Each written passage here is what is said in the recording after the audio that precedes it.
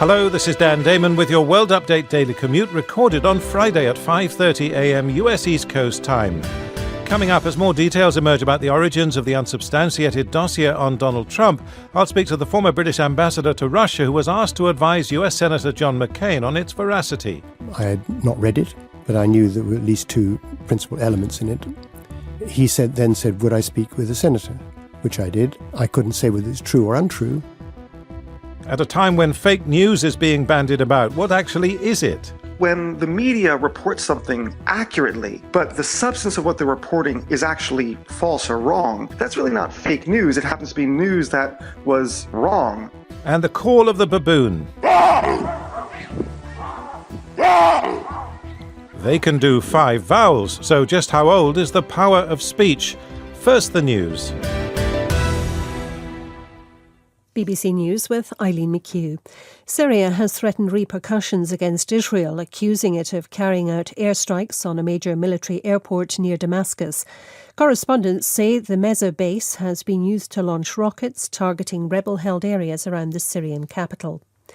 The winner of the Gambia's presidential election, Adama Barrow, has called on the incumbent, Yahya Jammeh, to engage in direct talks to resolve the country's political crisis. Mr Jammeh is refusing to step down. Regional mediators are expected in the Gambia today to try to persuade him to go. The Indian airline SpiceJet says it has agreed a deal with the American manufacturer Boeing to buy up to 205 planes. SpiceJet said the deal was worth up to $22 billion at current prices, making it Boeing's largest ever deal in India. The French authorities have launched an investigation into whether the car maker Renault has tried to cheat emissions tests with its diesel vehicles. Renault shares fell sharply on the news. Other car manufacturers have also been in the spotlight on the issue. Thailand's parliament has voted to change the country's constitution to incorporate the wishes of the country's new king. A new draft constitution had been approved in a nationwide referendum last year, but awaits the king's endorsement. Turkey has arrested 5 soldiers as part of an investigation into a suicide attack last month blamed on Kurdish militants. The attack targeted a bus in the central city of Kayseri, killing 14 off-duty soldiers. The Spanish authorities in the North African enclave of Ceuta have arrested 2 people accused of being linked to the militant group Islamic State. And the UN Refugee Agency says migrants in Europe are facing huge risks because of the harsh winter weather and because some countries are refusing to give them asylum. It said several migrants had died of cold in Bulgaria. BBC News.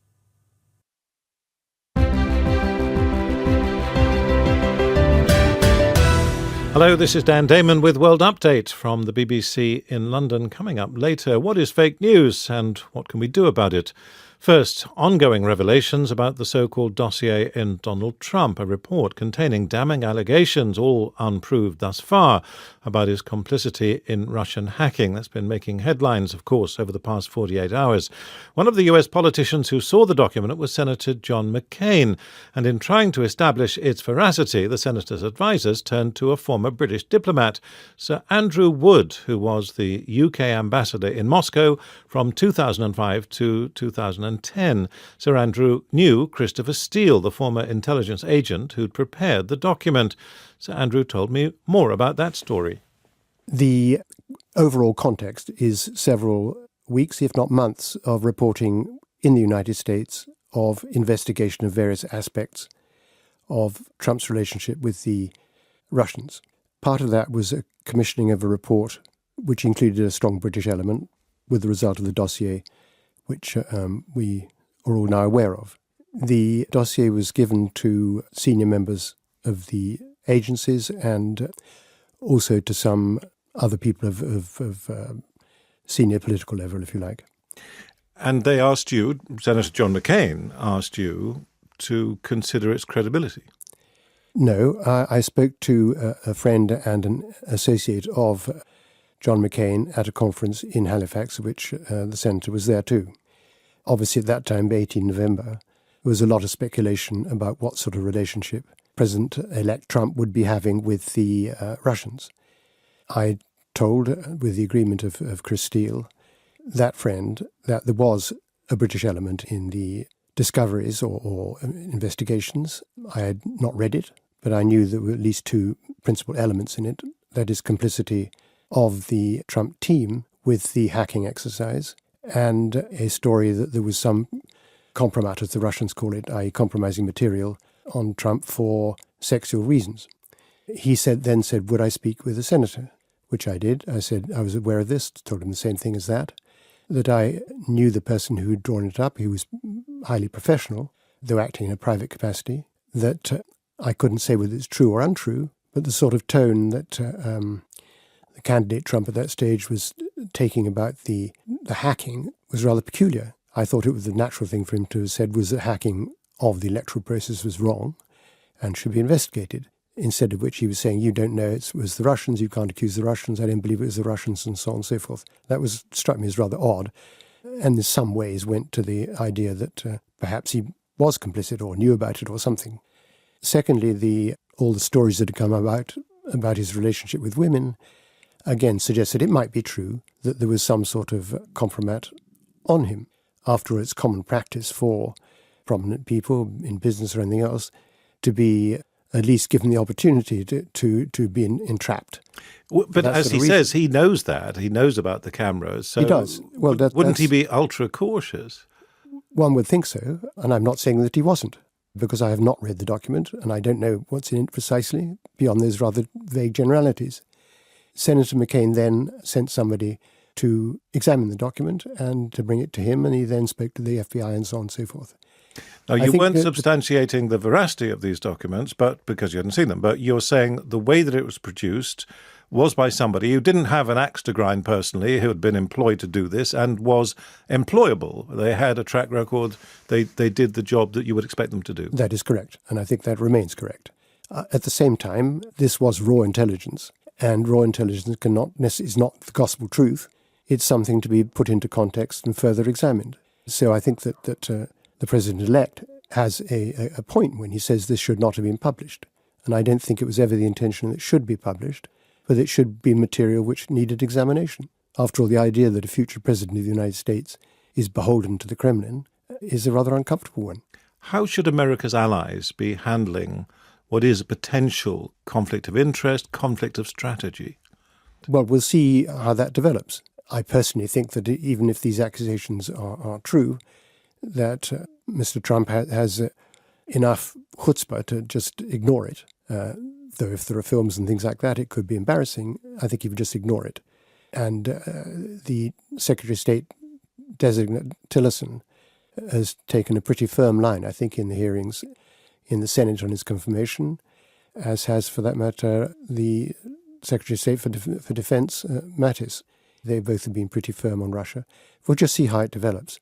All incoming administrations have a tendency to hope for a better relationship, whatever that is, with Russia, and to find as time goes on, it's rather disappointing.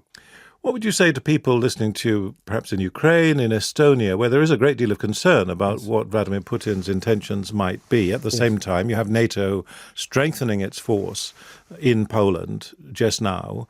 So what's your analysis of what the dangers might be for those Baltic states, places like Ukraine? The chief danger would be early, rash decisions, that somehow the United States should withdraw all its sanctions, that would lead to a kind of rush on for Europeans to follow, and we should be saying to ourselves, as it were, we'll let the Russians have Crimea, it's okay, it doesn't really matter, and we'll make special arrangements for eastern Ukraine. I don't think that would work. It wouldn't produce a stable situation, but that would obviously be letting down the hopes and aspirations of the present Ukrainian authorities. That would be a danger. Are you concerned about the future of America's leadership, global leadership? Well, that's a permanent concern, if you like. We do still very much depend on a responsible government in the United States. It's very much in our interest that it should be so, and it's therefore important that we do our best to encourage it to be so. For that, it's necessary that we play a strong part in NATO and in wider Europe. So I hope we do that. And just finally, concerning Chris Steele, who you know, are you worried about his personal safety? He is understandably concerned, yes. It may, of course, only be that he doesn't really wish to be visited by a flood of journalists and flashing cameras, and I wouldn't blame him for that either. Sir Andrew Wood, former UK ambassador to Moscow, who was asked by the team of Senator John McCain about the source of the unsubstantiated allegations against President-elect Donald Trump. This is World Update. The Turkish government announced it's investigating 10,000 people suspected either of terror-related activity on the internet or posting insulting comments. A coup attempt last July has been followed by a state of emergency and purges of perceived opponents, including members of Turkey's most popular folk band. Emma Jane Kirby reports from Istanbul on how Grup Yorum fell foul of the authorities.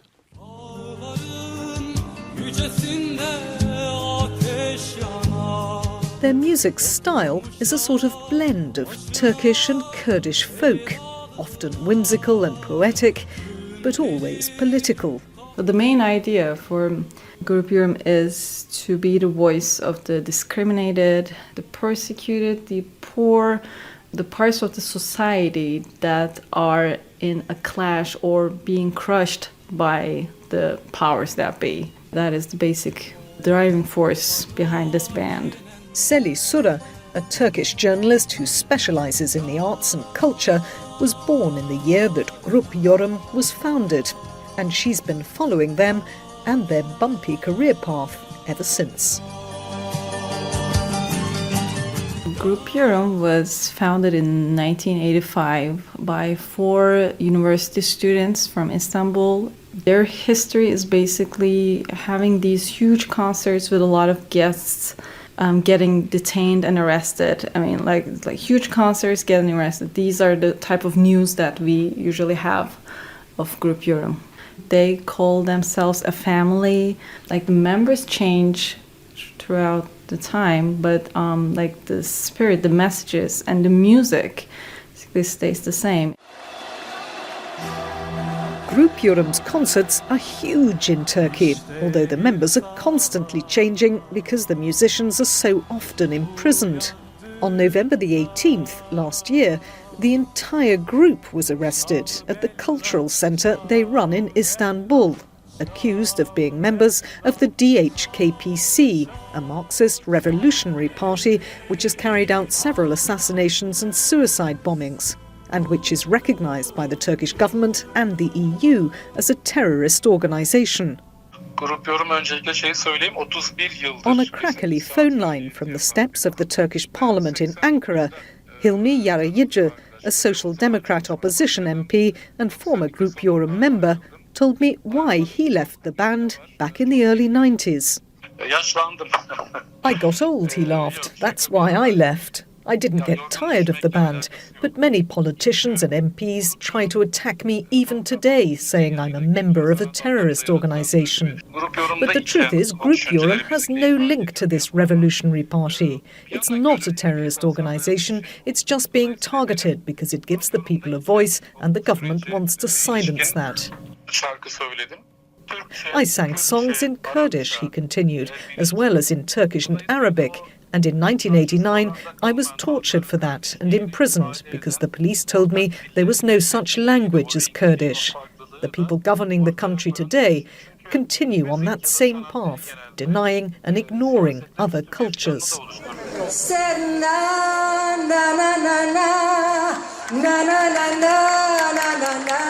Grup Yorum can count among its fans international celebrities like the American folk singer Joan Baez, who's sung in concert with the band here in Turkey. As music journalist Seli Sura explains, Joan Baez even wrote a letter of support to the group in prison. So Joan Baez is actually a friend of the band. And after they were arrested, she just issued a message of solidarity again, saying you should continue to be brave. I will also tell your story while I'm singing. I thank you for your sacrifices.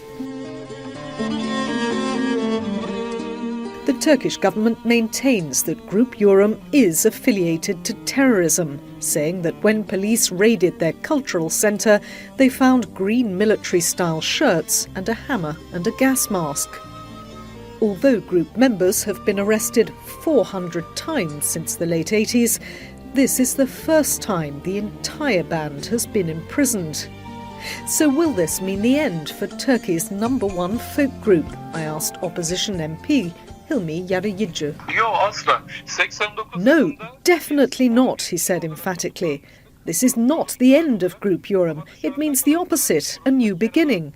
When we were imprisoned in 1989, our friends started a new Group Yorum, and this is exactly what's happening now. There are even plans for a new album, and I personally shall be singing on it. Because if Group Yorum ends, then the voice of the people will die out too.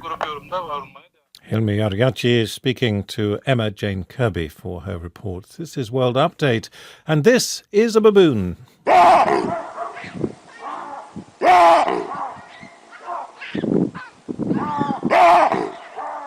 But there's more to that sound than you might think. New research suggests that baboons' 5 vowels means that the origins of speech might be much earlier, 25 million years ago, instead of the widely held belief that it was about 400,000 years ago that humans developed speech.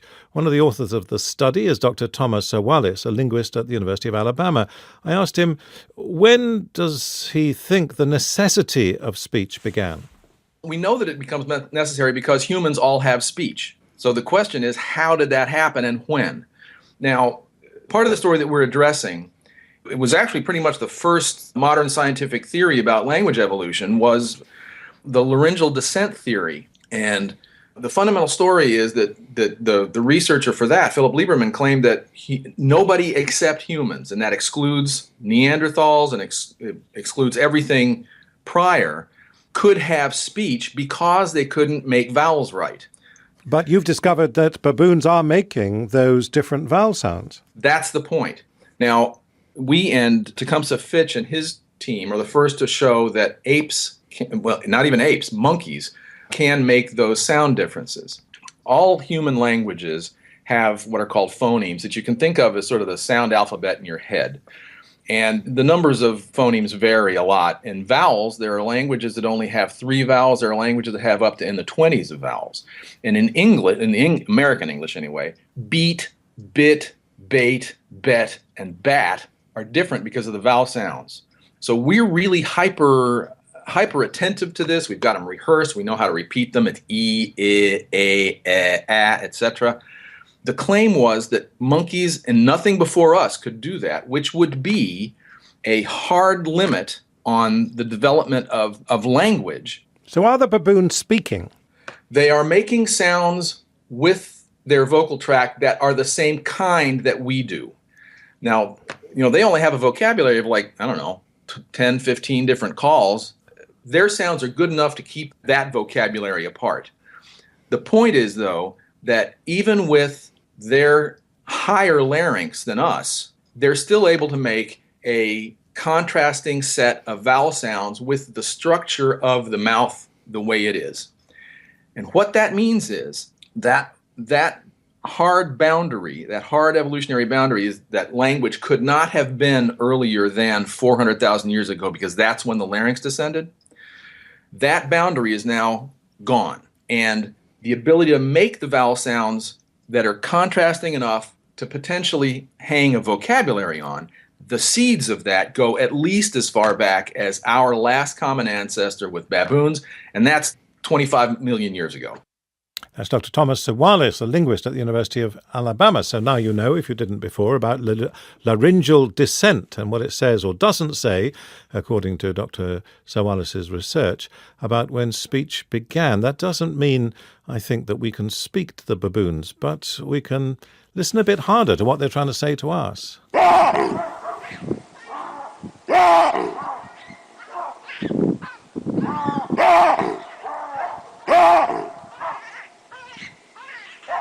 Yeah, I can hear clearly. He's saying, what on earth is going on? This is World Update from the BBC. Top stories at the moment from our newsroom. Syria's threatened repercussions after accusing Israel of attacking a military airport near Damascus.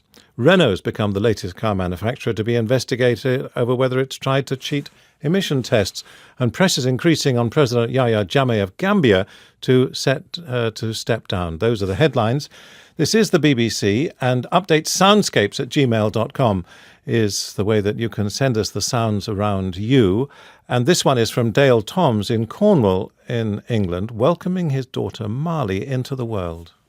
You got a name for this little girl? No? Not yet. No. Thank you.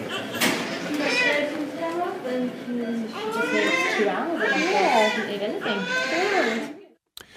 That's Dale Toms. Thank you, Dale. And the sound of a baby being born into the world. Wonderful. Really uplifting. Now, what do you think this is?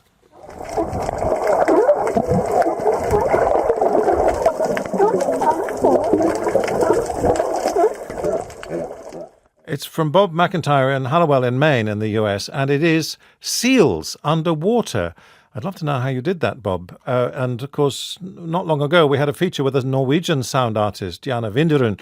She travels around the world recording those eerie underwater sounds of marine life, and she uses hydrophones. I guess you did too. But, Bob, if you had a chance to send us a picture of exactly what you were doing, what equipment you were using, that would be very interesting indeed. You can send pictures to World Updates, updatelandscapes@gmail.com. And our theme at the moment is, bearing in mind that for some people they think it's a tough year ahead, where would you live if you decided you weren't going to live where you are now? updatelandscapes@gmail.com.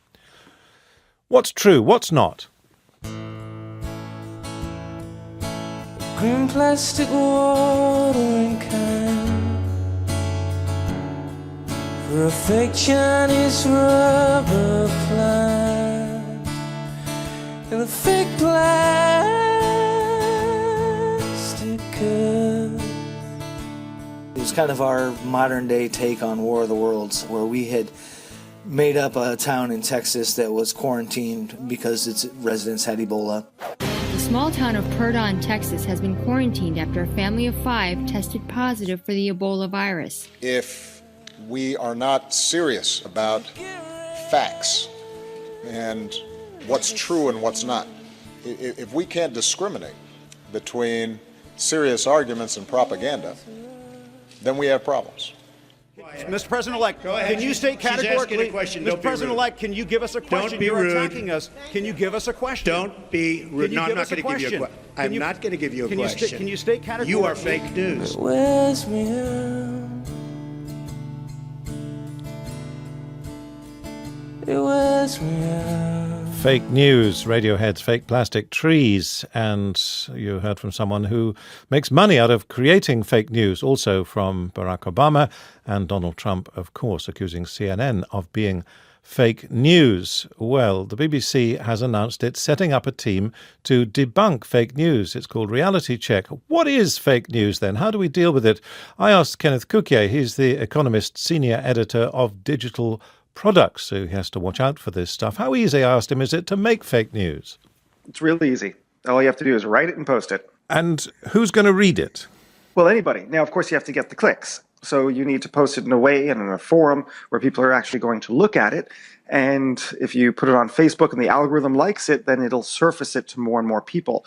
The problem is that on the internet, what people want to read are things that are salacious and interesting and unique. And what's more unique than a lie?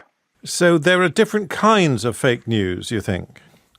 Absolutely. So during the election, the idea of Macedonian teenagers who were writing things that they knew themselves to be deliberately false for the purpose of making money, that's really fake news. And that's actually something new because there was no economic model for it prior to just a few years ago. But when the media reports something accurately, but the substance of what they're reporting is actually false or wrong, that's really not fake news. It happens to be news that was wrong, but it's not fake news, and that's something else entirely. How should media organizations respond? Because it's very easy, isn't it, to be beguiled. How careful do journalists have to be? Well, journalists have always had to be extremely careful to verify that what they're reporting is correct. Now, some institutions did a better job than others. So the New York Times, Wall Street Journal, The New Yorker famously and fastidiously were extremely careful about it. The Economist as well. We have a fact-checking department, so everything that goes through to the editors and before it gets published goes to a fact-checking department as well. However, a lot of other publications were less fastidious, and even then, it's not a perfect filter because there's an element of journalism that is very stenographic and not critical. So as long as I can find a source that documents what I say that there's 1 billion computers in the world, something very basic. As long as a source says that, then clearly it would be accurate and it ticks the box in the fact-checking department. But if the substance of it is wrong, that there's only, say, 800 million, well, that's wrong. Tell us about the Economist fact-checking department. Who are these noble netizens? Yeah, so on most weekdays, there's about 6 people there, but on our deadline, there's probably and they look at every single article, and they make a little mark next to everything that could be considered a fact. So it is a person's name, it is their title, it is if we say when they were born, or if they were a former prime minister, what were the years that they were the prime minister. If it is a number that we have from a research organization, we check the research organization and the primary source. If it's a number and we don't attribute it, like unemployment has spiked to 4.9%, but we don't know if it's from the Bureau of Labor Statistics or if it's from the Fed or the Treasury who has put out that number, the fact checker will go to the writer and say, where is it from? And then they will check it from the primary source. And when a reporter files his or her story, at the bottom of the file is a long list of sources designed to help the fact checker be able to verify everything that we report. How do you react to Donald Trump's way of using fake news? Sometimes he calls stuff fake news, sometimes he does fake news because he said he didn't mock a disabled reporter, but the video evidence is there. So I want to be careful to say that what he's doing there is he's either telling a lie or a mistruth. It might be an innocent lie, I don't know his motives, or he's just simply lying for his self-interest. But that's not fake news, right? Fake news is really the deliberate attempt to put forward something that you yourself know is incorrect, right? And usually for a motive either to be an agent provocateur or to make money. But when Donald Trump does that, then what you need is not a new way of thinking in the media about fake news. What you need is classic journalistic values that we've always hopefully aspired to, which is identifying the truth and speaking the truth to power and telling your audience when someone in a position of authority is lying. There's always been fake news, hasn't there? Of course, the protocols of the Elders of Zion saying that there's this global conspiracy that was constructed by the Russian Secret Service more than 100 years ago. That kind of thing still circulates. You can buy a copy in marketplaces in the Balkans if you want to. So it's always been there. Is fake news more dangerous now? Well, fake news is a lot more dangerous now because there's first, an economic incentive to do it. You can make a lot of money if you get a lot of traffic to your website for it.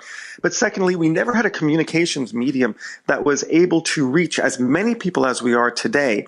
And the very nature that the way these social media platforms work by identifying what's popular and then showing it to more people actually feeds on itself. So it fuels the fake news phenomenon. There's a great incentive to show it to more people because the algorithm presumes, somewhat rightly, that it would be of interest to more people.